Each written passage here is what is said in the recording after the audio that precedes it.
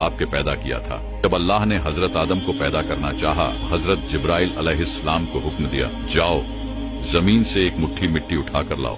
जब हजरत जिब्राइल अलैहिस्सलाम ने जमीन से मिट्टी उठानी चाही तो जमीन ने कहा कि आप इस मिट्टी को क्यों लेना चाहते हैं? तो आपने बताया कि अल्लाह इस मिट्टी से इंसान को बनाएगा जो जमीन पर अल्लाह का खलीफा होगा। इस पर जमीन कहने लगी कि मैं अल्लाह की पनाह मांगती हूँ इस बात से कि मुझसे कुछ कम किया जाए कि मेरी कोई चीज खराब की जाए। तो हजरत जिब्राइल अलैहिस्सलाम बिना मिट्टी लिए वापस चले आए और अल्लाह से अर्ज की, ए मेरे रब, जमीन ने तेरी पनाह मांगी तो मैं तेरे नाम और तेरी इज्जत का अदब रखते हुए वापस आ गया और उसे पनाह दे दी। फिर अल्लाह ने हजरत मिकाइल को भेजा तो वो भी इसी तरह वापस आ गए। फिर अल्लाह ने हजरत इजराइल को भेजा।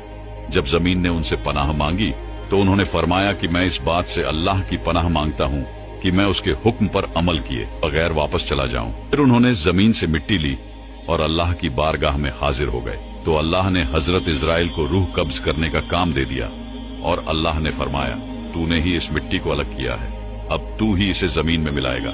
और इस तरह इनका नाम मलाकुल मौत पड़ा। हमारे नबी इरशाद फरमाते हैं कि अल्लाह ने हजरत आदम को एक मुट्ठी मिट्टी से पैदा किया है जो पूरी जमीन से लाई गई थी, जिसमें लाल, सफेद, काली, नरम और सख्त मिट्टी शामिल थी।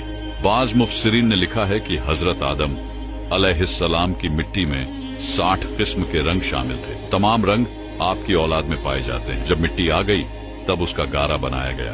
फिर कई साल तक उस पर बारिश बरसाई गई। फिर उसे हवाओं के जरिए खुश्क किया गया तो बजने वाली मिट्टी की तरह हो गई। फिर फरिश्तों को हुक्म हुआ कि इसको मैदान ए अराफात के पास वादी नौमान में रख दिया जाए। फिर अल्लाह ने अपने दस्ते कुदरत से हजरत आदम अलैहिस्सलाम का पुतला बनाया। जब हजरत आदम अलैहिस्सलाम का पुतला बन गया तो फरिश्तों ने अब से पहले इतनी खूबसूरत शक्लो सूरत नहीं देखी थी। वो हजरत आदम अलैहिस्सलाम का चेहरा देखकर बहुत हैरान हुए। फिर वो 40 साल तक पुतले की शक्ल में ही पड़ा रहा। फिर अल्लाह ने रूह को हुक्म दिया कि हजरत आदम अलैहिस्सलाम के जिस्म में दाखिल हो जाओ। तो रूह ने अर्ज किया, या अल्लाह, ये जगह निहायत गहरी और अंधेरी है।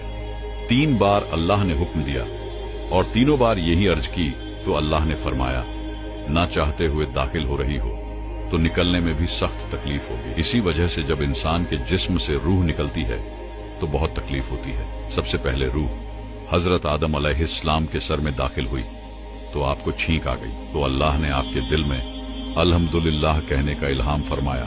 तो आपने अल्हम्दुलिल्लाह कहा तो इस पर अल्लाह ने खुद या रेहमुख अल्लाह कहा। जब आपके सारे जिस्म में रूह पहुंच गई तो अल्लाह ने फरमाया, ए आदम, बता मैं कौन हूं? हजरत आदम ने कहा, तू अल्लाह है, तेरे सिवा कोई इबादत के लायक नहीं।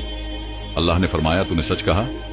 फिर अल्लाह ने हजरत आदम अलैहिस्सलाम को फरिश्तों की बैठी हुई जमात के पास भेजा और फरमाया, जाकर कहो अस्सलामु अलैकुम। तो उन्होंने फरिश्तों से कहा, अस्सलामु अलैकुम। तो इस पर फरिश्तों ने जवाब दिया, वालेकुम अस्सलाम रहमतुल्लाह। फिर अल्लाह ने फरमाया, ए आदम, ये तुम्हारा और तुम्हारी औलाद के बीच का सलाम है। तो इस तरह हजरत आदम अलैहिस्सलाम की तख्लीक हुई।